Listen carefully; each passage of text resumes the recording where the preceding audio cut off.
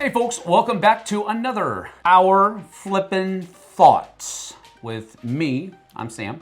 And I'm Jessie. And we are going to be talking about Pillars of Fate today. This is a game that I picked up from IV Studio on one of their tariff relief crowdfunding projects.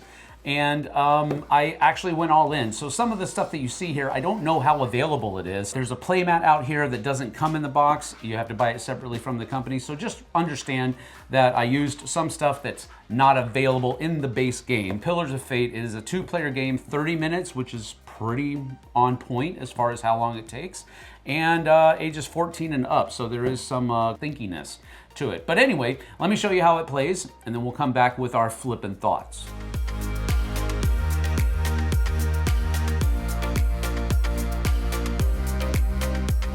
All right, so here I have a game of Pillars of Fate set up for you. It is a lane battler, and basically what that means is that each lane has an objective that is going to be fought over by both sides, and the way they do that is by playing cards in each of these lanes. Each lane can only have a maximum of 3 cards per side, and additionally, each lane can have a maximum of 1 card played face down.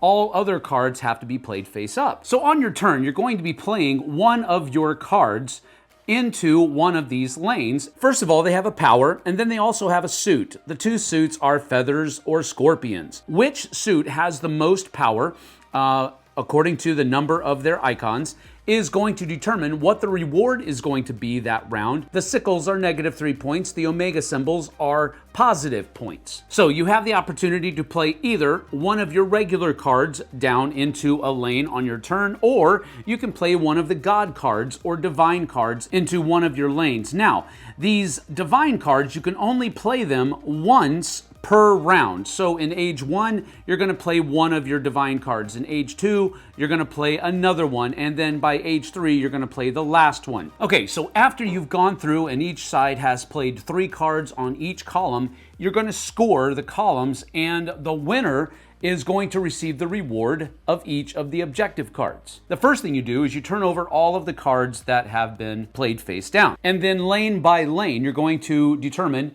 who is the winner and what the reward is. The first thing you do is you count up the suit power, and the suit that has the highest number of symbols in that column determines what the reward is going to be for that lane. So we look here, and there are 6 feathers over here with 2 more over here, so that's 8 feathers. And then the power here is 6 scorpions. So it's 8 to 6 on feathers. So the reward for this lane is going to be +3 points. Then we look at whoever has the most power in those respective lanes. There's 8 over here, and we have 21 over here. So the sun player has won and takes a number of 3 victory points for their side. You probably noticed that each side had 2 cards played face down instead of just 1 that I told you to begin with, and that had to do with this little token that is randomly put out there. Here, all scorpion tails, so it's going to be 5 points, but who got the most? 10, 19, 25 to over here, so clearly the sun player over here gets 5 more positive points. And then over here, you have 3, 6, 7, 8, 9 feathers, and you only have 2 scorpions, so it's definitely going to be -3 points that is awarded for the person who has the most. So here we have 9, 11, and over here we have 12, 13, 14. So this person won, but the reward was -3 points, so we basically have to turn those positive points back in, and then the entire board is washed. We put out 3 new age 2 cards, another token for the middle here, and you start a second age. And then at the end of the third age, whoever has the most points is the winner.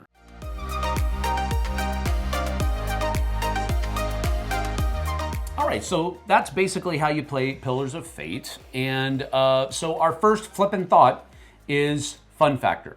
So how fun was it for you? On a scale of 1 to 5, it was a 2. So you loved it. Yep. she didn't have as much fun probably as I did. And honestly, I'm not a huge lane battler fan anyway, but I did kind of enjoy this one. But it's going to be a 3 out of 5 for me because it's fun, but you have to play it with somebody that also likes lane battlers. And if they don't like it, you're not going to have fun because you just aren't. What did you not like about it? Why wasn't it as fun as you wanted it? First off, there's not a lot of conversation. Sure. There's not a lot of interaction with the other people. Sure. Yeah. And that is a big thing for me. Yeah, that's true. It's a lot of looking at your hand, looking at what's out there, and you're just not talking to each other. So I get that. And that's kind of why it's not higher than a 3 for me as well. So 2 out of 5, 3 out of 5, that's fun factor.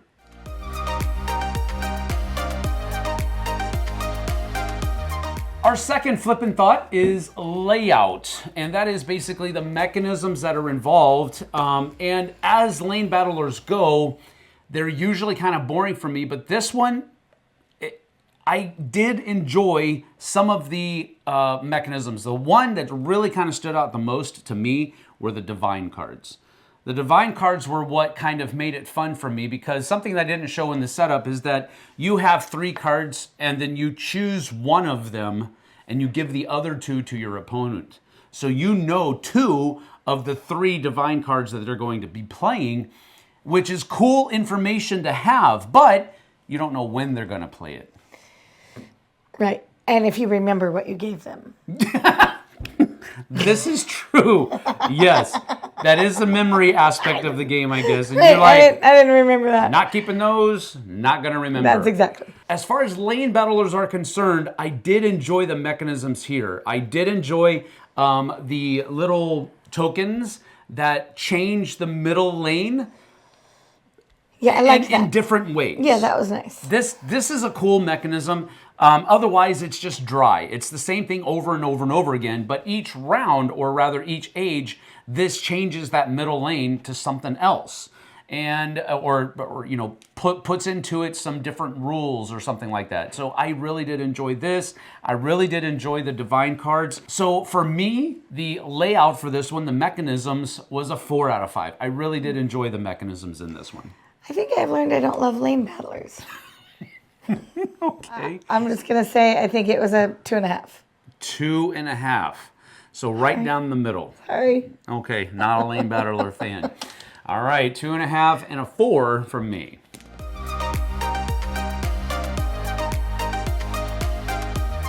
Our third flippin' thought is intensity, and that has to do with complexity. How difficult is it to play?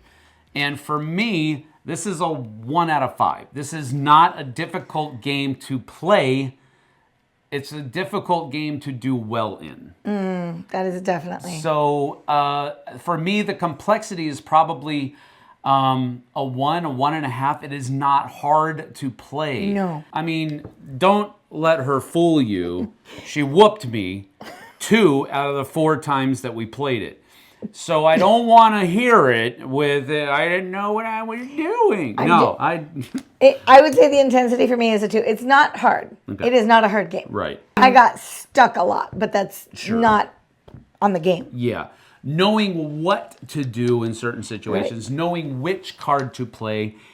I don't know that should be talked about in the complexity section. No, I didn't. But that is part of the complexity Yeah. as you get into the game, but it's also something you learn as you go. It's not a hard game. No. I'd say a 2. It isn't. So she says a 2. We'll probably rest on a 2, but I think it's a little bit easier than that.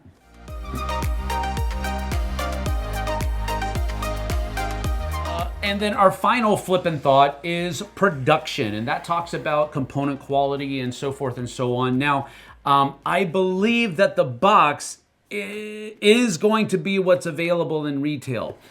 The extra stuff that comes with it, I don't know if the tokens that come in the retail version of the game, if there's going to be a retail version of the game, are going to be these or if they're going to be cardboard. I don't know. So as far as what we have here, I really enjoyed the production quality of the game. I agree. The point tokens are cardboard. The first player token is wood, which isn't overly large, which I like about it. The playmat doesn't come with the regular game. You have to buy it separately, but I believe it is available from IV Studio. But it is nice. It's double stitched. Yes. It does lay flat after a while, but you do have to keep it rolled up, so it takes a little bit of time to lay back out flat. Production value for me is a 4 out of 5. I really did enjoy it. I think there were some other things, like it probably would have come up to maybe a 5 if the point tokens had been wood like everything else. I would also say a 4 out of 5 on the production quality. It was nice. Artwork was really cool, kind of a little bit abstract, not what I really go for a lot, but it isn't bad. And the card quality is good, and I liked the backs of the cards and everything. So no problem with 4 out of 5 for both of us. Yep. It's a good one.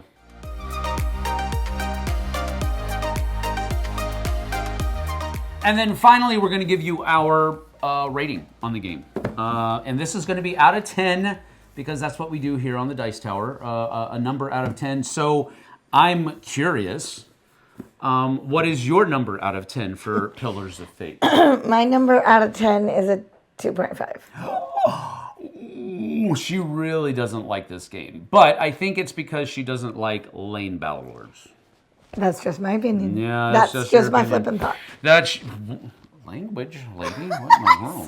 Pillars of Fate. Here's the thing. Like I said earlier, I'm not really a huge lane battler fan, but I enjoyed the little extra things that you could do in this one with the divine cards, with the changing the middle lane up a little bit, and the back and forth. I did really enjoy it. This one for me is probably going to be closer to about a 7 out of 10 as far as the gameplay experience. I don't really like lane battlers, but this is one that I would regularly play, I think.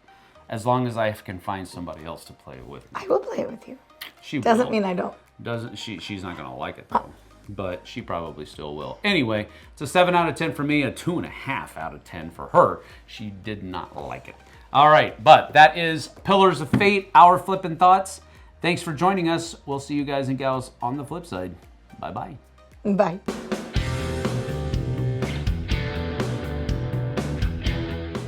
Hey everybody, thanks for watching this video. If you like this review or whatever you just watched, wasn't it amazing? Check out our channel, Dice Tower. We have all kinds of things. We review games, we do top 10s, we play games live. It's all about board games, but especially the people who play them. Check out Dice Tower YouTube channel.